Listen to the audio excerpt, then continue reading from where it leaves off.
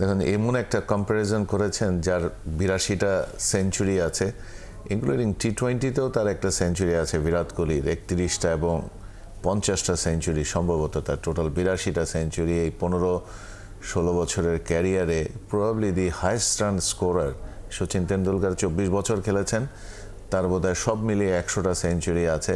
But ওনারা একটা different ক্লাসের পিপুল, এবং ওই ক্লাস পর্যন্ত আমাদের পৌঁছতে হলে যদি আমি লিটন দাসের কথা বলি, Liton Das had extreme potentiality, but উনি যে গত ৮-৯ বছর ধরে যে আমাদের দেশটাকে সার্ভিস দিয়ে যাচ্ছেন, কেন জানি মনে হয়েছে উনি ওনার যে ক্ষমতা আছে, ওনার যে দক্ষতা আছে, ওনার যে স্কিলটা ছিল, এটার প্রতি উনি সুবিচার করতে পারেননি।